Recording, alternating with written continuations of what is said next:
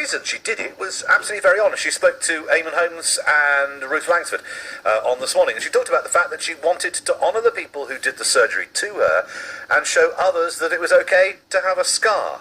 Melanie, Melanie, in Weston-super-Mare. Good morning. Good morning, John. How are you? I'm very well, thank you very much indeed. Tell me your story.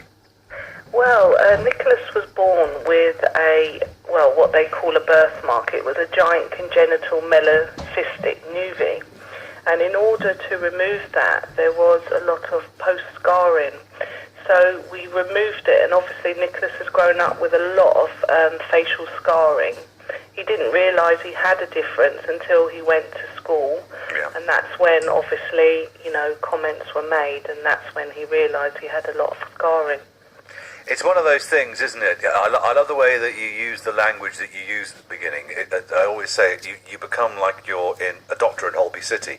You come out with these long phrases because you've heard them so often. Describe what that looked like on your son's face. What did it look like?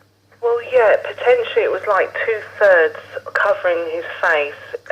It's actually what we would say a mole was, but it was actually a gigantic, that's what they call it, nevus.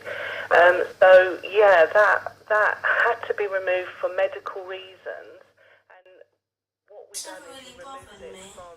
And I felt happy the way I am. I was saying don't be shy about your birthmarks. Yeah, he's been okay medically now since we've removed it. So today, 11 years on, with his face, how would I know what's on his face? What marks are there?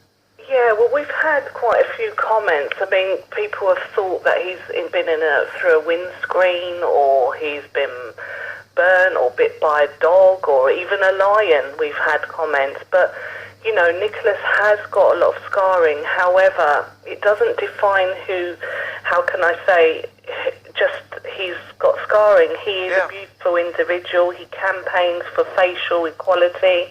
We want to get rid of this negative association of scars and how it's considered to be nasty or ugly, like people refer to, especially for us.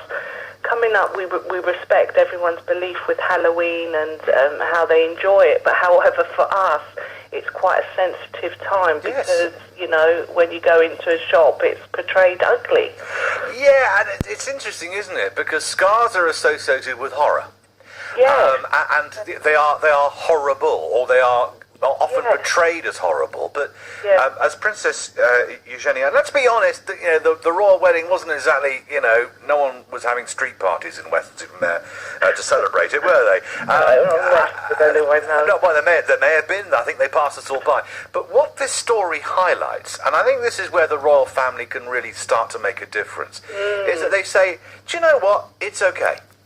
That's right. It's okay. Yeah, she's an advocate for children, for scarring. She's an artist like Nicholas, because Nicholas years ago embraced his scarring on a famous chocolate bar and was actually the first child with scarring on that chocolate bar. What was the chocolate bar? Yeah, it was Kinder chocolate. Oh, yeah, I know where.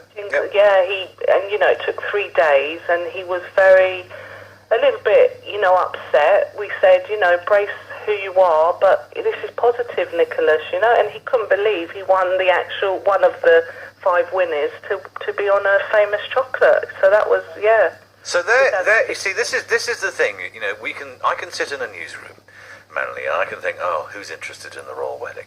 And I'm talking to you. You know all about Princess Eugenie. You know all about her scars. You know all about her campaigns. Yeah. Because it matters to you. Because it matters to your son.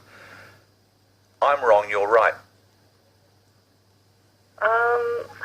Well, I'm wrong. I'm wrong. You're I'm wrong. You're right. I think. Do you know what? I think personally, if you go through the journey and it's your child, you understand more, John. Of course you do. I don't resent anyone that doesn't understand. What we want is we want education, because Nicholas, he started secondary school. He's doing really well, fabulous school. But how can you control 1,200 children, what they're going to say? it's a matter of education. No, you can't. But what you can do, Melanie, what clearly you are doing, is you give your son the inner strength to know that it's okay.